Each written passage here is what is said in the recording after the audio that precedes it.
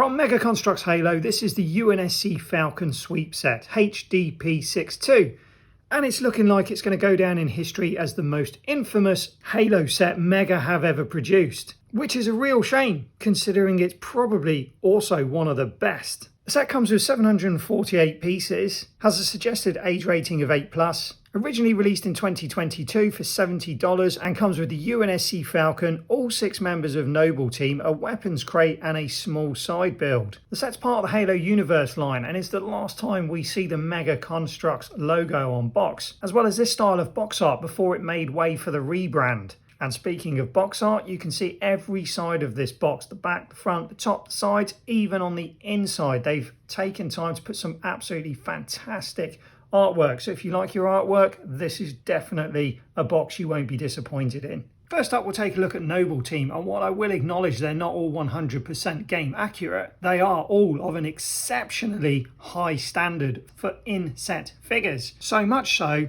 that they put to shame an awful lot of the Halo heroes we've seen over the recent years. They all have a huge amount of well-executed painted detailing, plus they all come with their own painted weapons, and in fact I'd even go as far as to say if you didn't know better, you could be forgiven for mistaking these for top quality Halo hero figures. I don't have a huge amount more to say about these figures other than they truly are of exceptional quality, and the fact that I still can't quite get my head around the fact that all of Noble Team are in one set.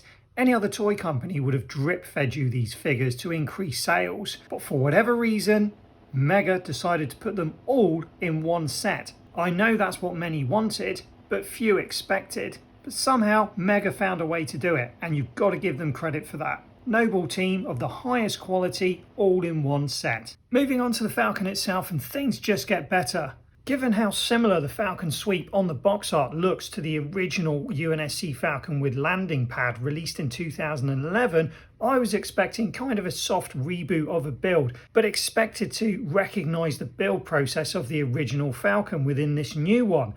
Boy, was I wrong. The build process of this new Falcon is shockingly different to the original one, not to mention vastly improved and vastly more enjoyable. It absolutely blew my mind how from start to finish this build felt completely new, completely unfamiliar, yet you end up with a vehicle that looks remarkably similar to the original produced 12 years earlier. So once again, I have to give credit where credit's due. I'm not sure who was responsible for designing this Falcon. It shows Kevin on a lot of the advertisements, so maybe it was him, whether it was or whether it wasn't. Whoever was responsible has done an absolutely fantastic job. The redesign is a 10 out of 10 and one of the most enjoyable build experiences I've ever had in the Halo Mega range. As we go hands-on with the Falcon, the first thing that goes without saying is how incredible this thing looks from just about any angle, and it's solid too. You can pick it up from pretty much anywhere. It's really well put together,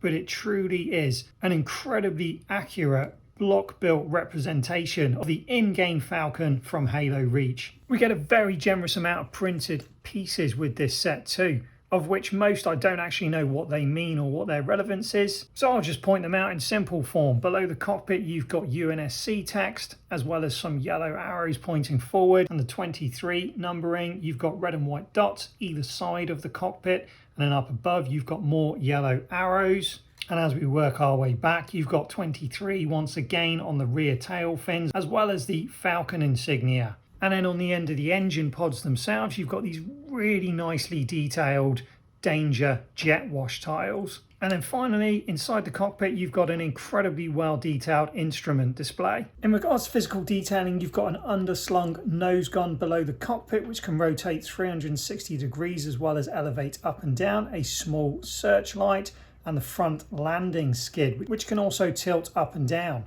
The rest of the underside of the Falcon is uneventful but serves its purpose. As we move back to the troop bay, either side you have heavy guns which can be swung back and forward on these excellent pivots, so they can be manned from either the standing position or the seated position. Moving out to the end of the wing structures, you've got the main engine pods which can be tilted backwards and forwards. and also have excellent physical detailing as well as that printed tile. As we move up above the troop bay, we have these excellent brick built exhaust outlets for the main engines, which is a huge improvement on the original Falcon. On the underside of the tail fin, we have this nice assembly built in black, which again, I don't really know what it is, but it creates some really nice detailing, and the way that all fits in when you build it is really satisfying. And then finally, as we move on to the very tail section, they've managed to flare the fins out to make them more game accurate using these new black pieces. I say new pieces, they may not be new pieces to Mega, but I don't recall seeing them in the Halo line before. But either way, they've been put to excellent use here, and once again adds to the accuracy of this set. Another huge benefit this Falcon has over its predecessor is the ability to fit all 6 members of Noble Team in the Falcon at the same time. You couldn't do that with the previous Falcon. But not only have they redesigned this Falcon for you to be able to fit the figures in there, they've even had the foresight to be able to incorporate a feature into the build which makes it slightly easier to get the figures in. I'm not going to lie, it's not easy getting the figures in. I found it easier if you actually just pull the seats out, attach the figures to the seat, and then reinstall the seats with the figure attached. But with my big hands, still not the easiest to do. Thankfully, they did come up with this design where you can detach the wings very easily from the actual main fuselage. This does give you a huge amount more access than you would have if the wings were permanently fixed. That would have been incredibly frustrating getting figures in and out. So that's the Falcon and the figures, but just in case all of Noble Team and the best Falcon they've ever produced wasn't enough for you, they decided to throw in a few sweeteners in the form of this small but effective side build consisting of a number of sandbags and an energy core, which is simple yet effective, and also this weapons crate which comes printed with UNSC and the set number on the side of the crate, and inside you get a couple of grenades. As far as I'm concerned, the Falcon Sweep set is a clear 10 out of 10, and at $70 a bit of a steal. It's clearly a fan service set that Mega put an awful lot of attention and detail into to make sure we got what we wanted, and that's where the controversy with this set comes in. Sadly, as of the recording of this video, the set is no longer available. It had an initial release in 2022, and then after a year of waiting, Mega brought it back. So all those that missed out the first time would have a chance to get it second time round.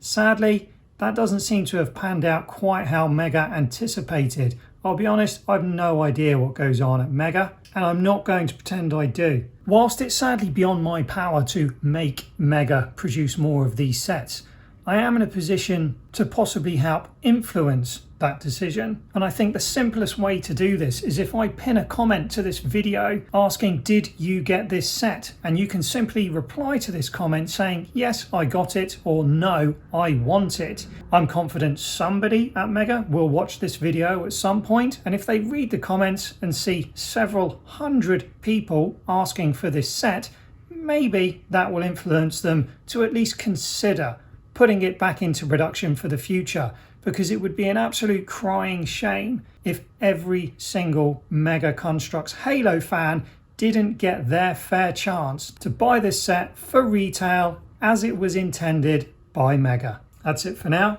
Thanks for watching. Don't forget to subscribe, and I'll see you next time.